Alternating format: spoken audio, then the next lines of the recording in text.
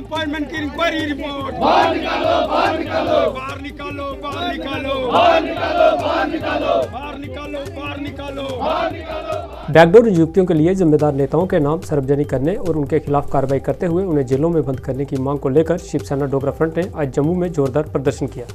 इस अवसर पर फ्रंट की अध्यक्ष अशोक गुप्ता ने जम्मू कश्मीर की पूर्व मुख्यमंत्री और पीडीपी की अध्यक्षा महबूबा मुफ्ती के रिश्तेदारों की नियुक्तियों के कथित दस्तावेज दिखाते हुए सरकार से बैकडोर नियुक्तियों को लेकर की गई जांच की रिपोर्ट को सार्वजनिक करने की मांग की। अशोक गुप्ता ने महबूबा मुफ्ती को चुनौती देते हुए ये भी कहा कि अगर उनके दस्तावेज गलत हैं तो वह इन्हें साबित कर उन पर मानहानि का केस दर्ज कर सकती हैं।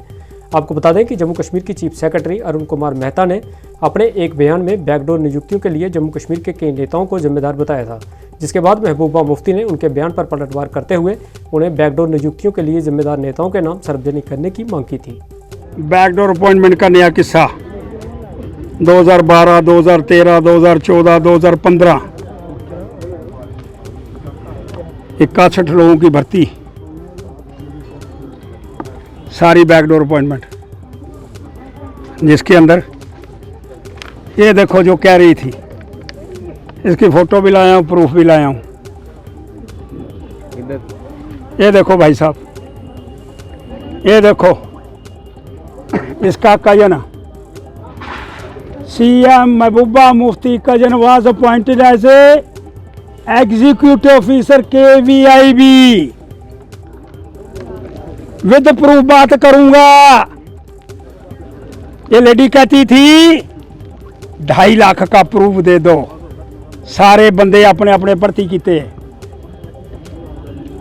जिन्नी भर्ती हुई सारी अपनी हुई। और भर्ती करने के बाद ये बंदा कौन है? ये बंदा है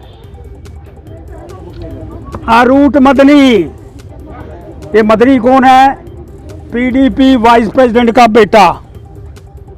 अब मुड़ मुड़ के भर्ती करा अपने आनू, सारे बंदे अपने भर्ती करे। फिर हम सरकार से बोला भैया इसने लॉ सेक्रेटरी को भर्ती करा। Law secretary CID suspecting discrepancy, report कह रही है, मैं नहीं शब्द बोल रहा। फिर बच्चों को कोर्ट के अंदर जाना पड़ा, इंसाफ मिला, काट के काट लोगों की जो भर्ती है वो रद्द हो गई। लेकिन मैं पूछना चाहता हूँ कि इसके जो PDP का वाइस प्रेसिडेंट, उसके बेटे को भर्ती किसने करा? कौन लोग इसके लिए जिम्मेवार हैं? कौन कौन डिपार्टमेंट के अंदर? Commissioner, secretary, law secretary, but सारे एक ही थाली के चट्टे बट्टे। दूसरा प्रूफ फिर लाया हूं, साइंड डॉक्यूमेंट बाहर निकाल रहा हूं भाई, बिल्कुल साइंड डॉक्यूमेंट। देखो आप, ये जितनी रिपोर्ट है मेरी नहीं है, ये देखो साइंड डॉक्यूमेंट।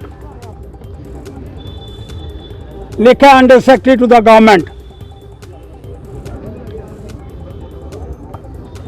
अगर उस लेडी के अंदर दम हो, वो मेरे इन कागजों को गलत साबित करने का प्रयास करे और मेरे ऊपर डेफामेशन केस फाइल करने का प्रयास करे। अरे नौजवानों का हक, जिन नौजवानों ने उसी जगह पर लगना था, जिन नौजवानों को नौकरियां मिलनी थी, जिन नौजवानों ने अपने बच्चों का, अपने परिवार का कैरियर को लेकर के आगे बढ़ने का प्रयास करना था, उन नौजवानों की जिंदगी को नस्ते नबूद करने का प्रयास ये PDP एंड पार्टी। PDP के साथ किसकी कोलिजन थी? अरे PDP के साथ कोलिजन बनाने वालों, तुम भी तो बोल दो यार। 2,50,000 बैकडोर अपॉइंटमेंट। श्रीमान LG साहब, मैंने पहले एक किस्सा निकाला था, आपको दिया। आज एक विलेज खादी बोर्ड, अरे कहते हैं क्लर्क लगाया, कहते हैं चौकीदार लगाया। अरे महाराज, इसने कोई clerk by the order of Jammu and Kashmir government Naveen Kumar Chaudhary IAS principal secretary to the government, जब कोर्ट का ऑर्डर आया फिर कैंसिल करा। 8 लोगों की अपॉइंटमेंट फिर कैंसिल हुई। लेकिन बदमाशी किस किस ने करी, किस किस से माध्यम से हुई, किस किस के रिश्तेदार लगे, कौन कौन इसके अंदर शामिल थे, उसके लिए मिस्टर गोयल की एक कमेटी बनाई गई। कब बनाई? 2019 के अंदर, 28/6/2019। अरे गोयल साहब, अगर आपने रिपोर्ट दे दी, बाहर छाया तो करो।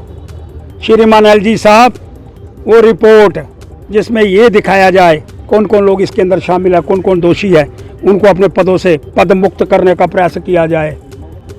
लेकिन अभी तक रिपोर्ट बाहर नहीं आ रही।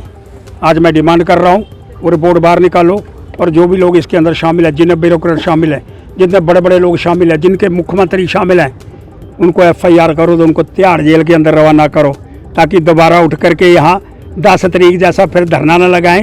अब धरना तिहाड़ जेल के अंदर लगे तो तब तय हो कि कौन कौन लोग जो हैं जो बैकडोर अपॉइंटमेंट, जो कौन कौन लोग हैं जो नौजवानों का हक छीन रहे हैं, कौन कौन लोग जो हैं जो नौजवानों को बिल्कुल नौकरी ग्रस्त कर रहे हैं और अपने लोगों को भर्ती करने का प्रयास कर रहे हैं।